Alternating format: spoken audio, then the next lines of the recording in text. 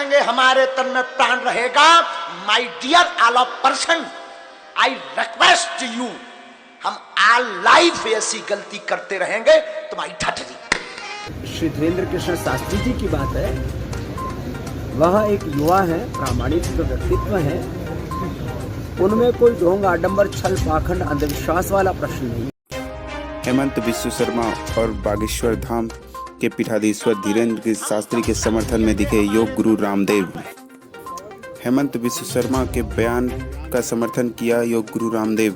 कहा, अगर 25 से 30 वर्ष के बीच में बच्चों की शादी होती है तो यह अच्छी बात है। वहीं बागेश्वर धाम पीठाधीश्वर धीरेन्द्र शास्त्री के बारे में उन्होंने कहा कि उनके खिलाफ षड्यंत्र किया जा रहा है, जिसका हम घोर निंदा करते हैं।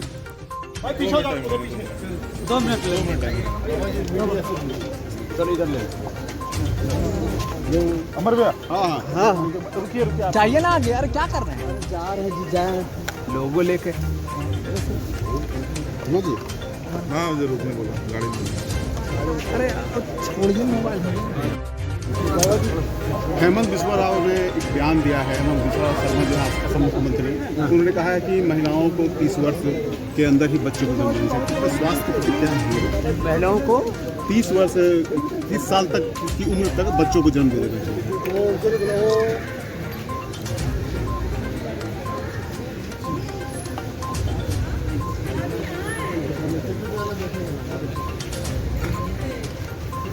25 से 30 वर्ष की जो आयु होती है, इसमें यौवन अपनी पराकाष्ठा में होता है। और इस समय जिसको अंग्रेजी में स्पर्म, ओवम, आयुर्वेद में जिसको शुक्र और रज कहते हैं, वो परिपक्व स्वस्थ होता है और उसमें जेनेटिक डिसऑर्डर होने की संभावना नगण्य होती है। इसलिए ये आयु आरोग्य की दृष्टि से, और यदि हम आयुर्वेद, अध्यात्म और सनातन दृष्टि से भी कहें तो 25 से 30 वर्ष की उम्र में विवाह करके संतान उत्पत्ति की जाए तो ये सर्वश्रेष्ठ है। ये अलग बात है कि आजकल 30, 32, 35 साल तक की उम्र में बच्चे शादी करते हैं और उनके बच्चे 40 तक होते हैं, किसी किसी के तो 45 तक होते हैं। और जब वो 65-70 साल के हो जाते हैं तब बूढ़े होकर के अपने बच्चों की शादी करते हैं। तो ये लाइफ साइकिल गड़बड़ा रहा है। तो उनका बयान काफ़ी हद तक सही है इस मामले में। मैंने बोली सर, जो धाम तो जो हेमंत बिस्वा शर्मा जी ने कहा है वह कोई अतार्किक, अप्रासंगिक या किसी भी तरह से वह किसी आग्रह से, दुराग्रह से ग्रसित होकर के नहीं कहा है। ये कोई सांप्रदायिक बात नहीं है, कोई राजनीतिक बात नहीं है, एक वैज्ञानिक बात है। बागेश्वर धाम जो पीठाधीश्वर है, उनका समर्थन किया जा रहा है, आपकी तरफ से समर्थन है?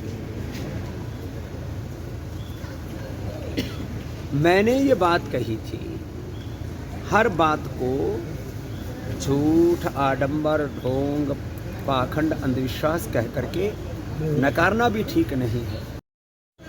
चमत्कार या सनातन धर्म कहना भी ठीक है। सनातन धर्म के नाम पर भी बहुत से लोग पाखंड करते हैं और सनातन धर्म में यदि त्रुटियां हैं, पाखंड है और कुछ लोग उसमें यदि किसी भी तरह से छल छद्म करते हैं तो उससे हजारों, लाखों, करोड़ों गुना पाखंड इस्लाम में है, ईसाइयत में।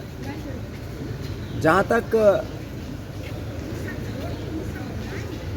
बागेश्वर धाम के श्री धीरेन्द्र कृष्ण शास्त्री जी की बात है, वह एक युवा है, प्रामाणिक व्यक्तित्व है, उनमें कोई ढोंग, आडंबर, छल, पाखंड, अंधविश्वास वाला प्रश्न नहीं है। ये अलग बात है कि बहुत से लोग उनके पास में भूत, प्रेत और अलग अलग प्रकार के जिनको वहम है या कहें कि जिनको कुछ मानसिक उन्माद या आवेग हैं। अब मानसिक रोगों को भी 99% लोग भूत व्याधा मान लेते हैं। अच्छा, ये भूत, ये यूरोप वालों को क्यों नहीं चढ़ते? ये भूत चाइना वालों को क्यों नहीं चढ़ते? ये भूत बहुत अमीर लोगों को क्यों नहीं चढ़ते? जो बेचारे गरीब लोग हैं उनको भूत क्यों चढ़ते हैं? तो बहुत बार कई मानसिक जो हमारे हालात होते हैं उनको नियंत्रित न करने से भी लोगों को ये मानसिक उन्माद जैसे रोग हो जाते हैं। और वो जा कर के यदि धीरेन्द्र कृष्ण शास्त्री जी के पास जाते हैं या वो हनुमान चालीसा जी का पाठ करते हैं या बालाजी की कृपा से कोई ठीक हो जाते हैं, तो उसको ढोंग पाखंड अंधविश्वास न कह करके मैं यदि उसको वैज्ञानिक भाषा में कहूँ तो ऐसे जो बेचारे गरीब बेबस लाचार लोग हैं उनके लिए वो एक मानसिक उपचार भी उपलब्ध करवा रहे हैं। ठीक है, धन्यवाद।